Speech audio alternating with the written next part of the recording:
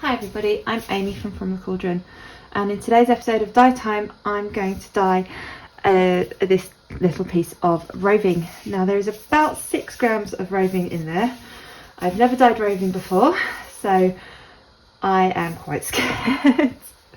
I'm really worried I don't want to felt it and ruin the roving so that I can't spin it. I don't know what the fibre type is, but when I bought my spinning wheel, I got the lady gave me some fibre so that I could practice spinning with, but I can't remember what she said it was. So this has been soaking for probably about 20 minutes. It's nice and wet, and I am going to speckle with some scarlet and some orange, both from DT Craft and Design. Now I only need the tiniest amount. There is water in there already, so it's not really going to be speckled as such. Oh, my fingers don't fit in this well. Okay, I'm just going to sort of sprinkle it on, and as you can see there, the dye is hitting the water and just going out. That looks really nice.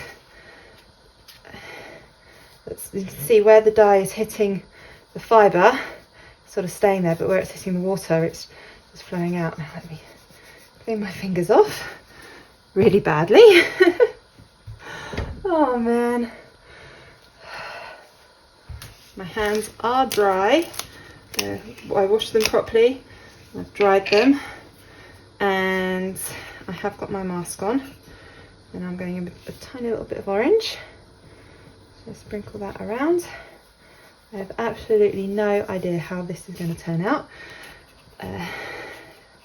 This is just a fun little experiment with some roving that I had spare, that I don't need to.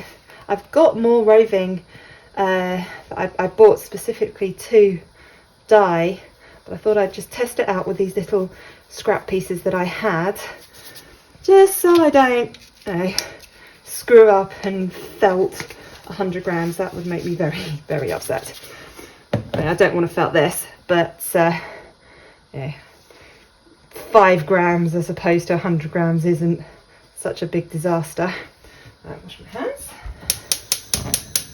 Okay, just turn the heat on, and I'm going to add 1 teaspoon of vinegar. And I'm going to do my very best not to fiddle with this. I'm just going to tap it down ever so slightly. There we go.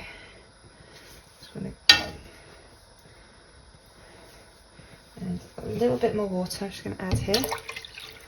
There we go. So the fibre is floating, which is what I want. And I'm just going to leave this now.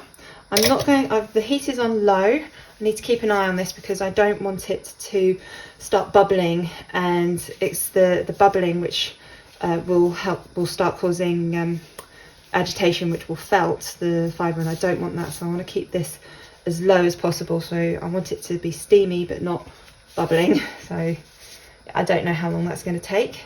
I'm just going to keep a very close eye on this. This is a big experiment for me. Now, this has been on the heat for quite a while, and there is still a bit of colour left in there. So what I'm going to do now, it's probably been steaming for about half an hour, I reckon. So I'm going to give it a good squirt of vinegar and pop the lid on and turn it off the heat. And that way the residual heat in there will hopefully help to bind the rest of the dye to the fibre. We'll come back when this has completely cooled down. I'll probably leave it overnight, and we will wash it tomorrow morning. Okay, this has cooled down completely. And if we just tip out the water, you can see there's the tiniest amount of dye in there. But leaving this to cool down with the lid on certainly helps this fibre absorb the last of that dye. So now I am going to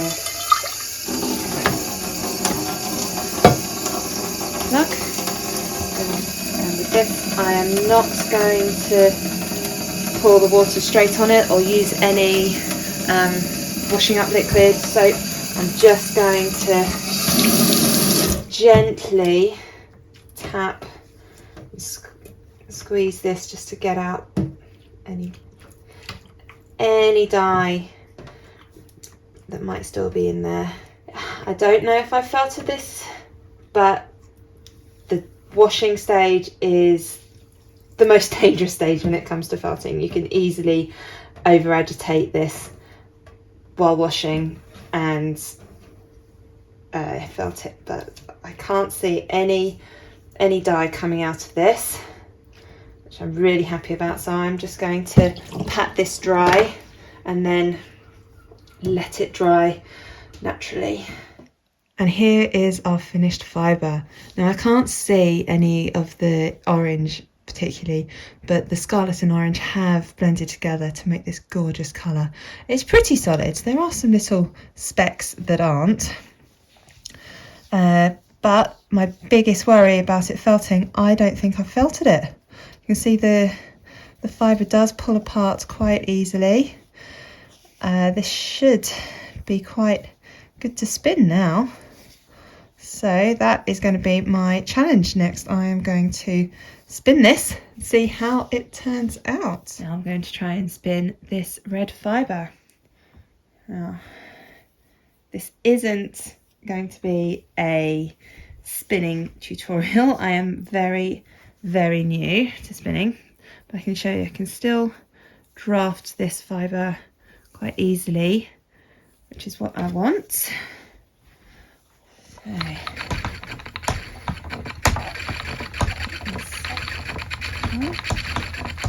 yeah, drafting nicely. There doesn't seem to be any major felting issues at all, which I am very, very, very happy with. It's feeding through nicely. I'm now going to apply this with some other fibre that I dyed. I don't know if the video for this one is out yet or not. Keep an eye on my channel if it isn't. So I'm just going to spin these two together now, and I'll come back with the finished yarn. And here is my yarn that I dyed and spun myself. I spun the red fibre with some green fibre, which I also dyed, and it's created this beautiful Christmassy colourway. Now you can see I am not the world's best spinner.